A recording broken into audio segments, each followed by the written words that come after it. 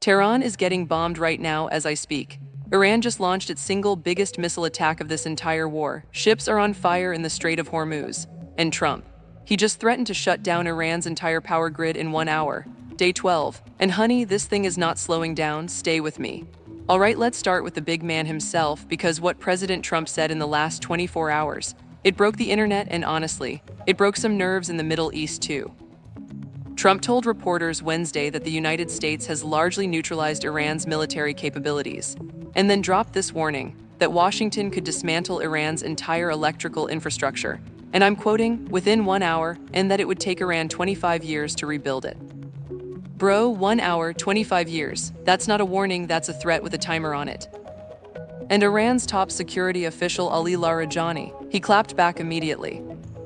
Larijani wrote on X that if the US hits Iran's power grid, the whole region will go dark in less than half an hour, and added that the blackout would give Iran ample opportunity to hunt down US servicemen running for safety. So we got Trump saying he can turn off Iran's lights in an hour, and Iran saying go ahead, try it and see what happens to your soldiers in the dark. That exchange right there, that is how wars escalate. And remember, Tehran is being bombed right now as this script is being read. We are not talking about history, this is today, March 12th. Trump also confirmed he spoke with Putin this week, discussing both the Iran war and Ukraine peace talks simultaneously. Iranian attacks have now caused damage to at least 17 US military sites across the Middle East, and analysts are pointing out that for every Iranian Shah drone costing around $50,000 to produce, the US is firing interceptors costing between $4 and $12 million each. As one defense, now let's go inside Iran, because what the people there are living through right now is something most of us cannot imagine. Multiple explosions have been reported across Tehran and other Iranian cities this morning, as US and Israeli strikes continue. Iranian authorities say more than 1,300 civilians have been killed, and nearly 10,000 civilian sites have been struck since the war began 12 days. And the new supreme leader, Mujtaba Khamenei, who took power after his father was assassinated, suffered a fractured foot and minor injuries in the very first wave of strikes, according to a source familiar with the situation. He has not been seen publicly, nor issued any written statement since being named Iran's new supreme leader. The man leading Iran right now hasn't shown his face once since this war started. That alone tells you everything. Meanwhile, the Trump administration has now asked Israel to stop targeting Iranian oil facilities, after Israeli strikes on those facilities sparked massive pillars of fire and blackened the skies above Tehran, with the World Health Organization warning of severe health impacts. Israel has agreed to that request. But here's the thing that is not being talked about enough. Iranian state media reported that 168 people were killed in a strike on a girls' school in Minab, southern Iran, on February 28th, the very first day of the war. Israel denied involvement. Trump blamed Tehran, but a preliminary U.S. assessment suggests the United States was, quote, likely responsible, with dated intelligence possibly to blame, according to a source briefed on the matter who spoke to CBS News. House of Commons Library.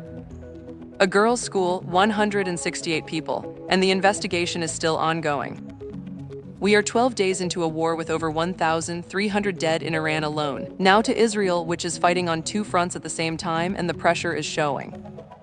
Israel's military announced this morning it had, quote, begun a wide-scale wave of strikes targeting regime infrastructure across Iran.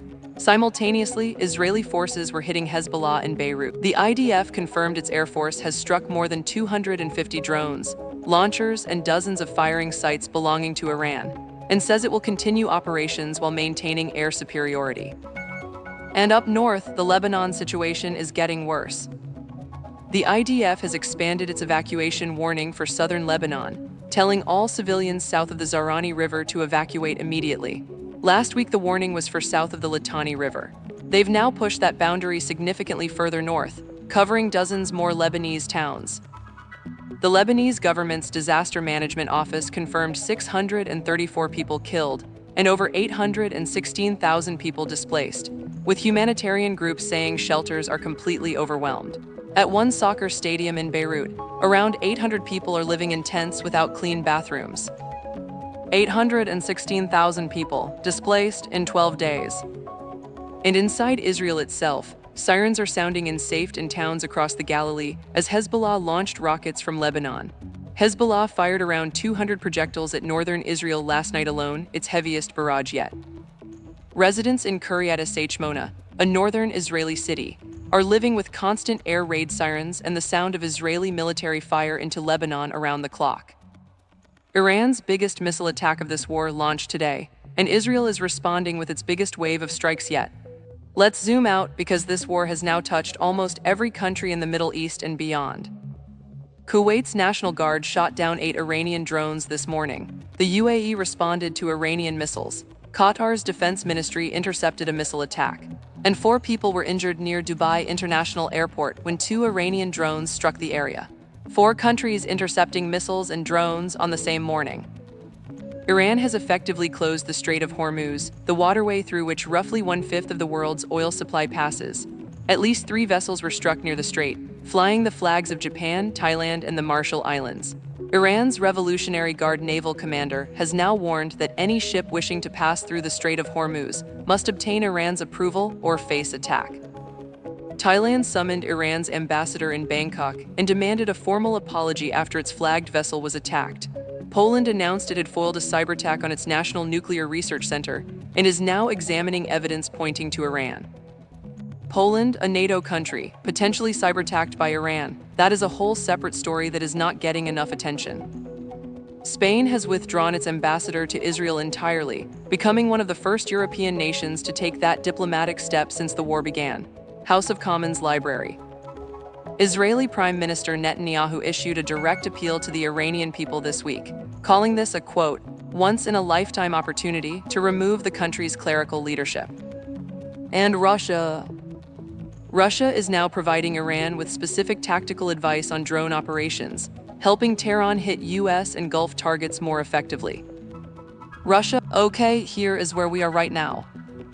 Iran has launched what state media is calling its most intense operation since the war began, firing some of its most advanced ballistic missiles toward Tel Aviv and Haifa. Multiple explosions reported across Tehran and other Iranian cities as strikes continue this morning. Iraq has shut down oil port operations following deadly attacks on 2 foreign oil tankers. Bahrain, Kuwait, the UAE, and Saudi Arabia are all actively intercepting Iranian missiles and drones as of this morning.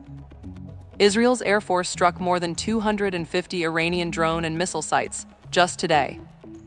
IDF expanded evacuation warnings, pushing deeper into Lebanon. Dozens of new towns ordered to evacuate immediately. All right, let's talk about what comes next. Because right now, every analyst, every intelligence official, every diplomat is asking the same question: where does this end? Prediction 1: the power grid threat becomes real. Trump has now publicly said the U.S. can destroy Iran's entire electrical grid in 1 hour.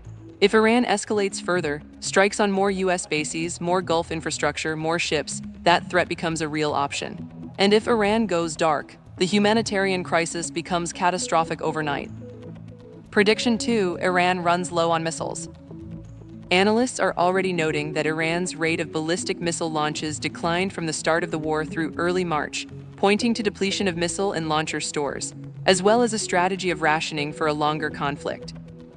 Iran is saving its best weapons, but for how long? If their stockpiles dry up, their leverage disappears. Oil hits $150. The Strait of Hormuz is functionally closed. 20% of global oil passes through it. Brent crude is already trading above $100 a barrel despite an emergency IEA release of 400 million barrels from global reserves. If this war continues another 2 weeks, $150 per barrel is not a prediction. Stay safe, stay informed. I'm Lena Cole, and this has been your breaking news coverage.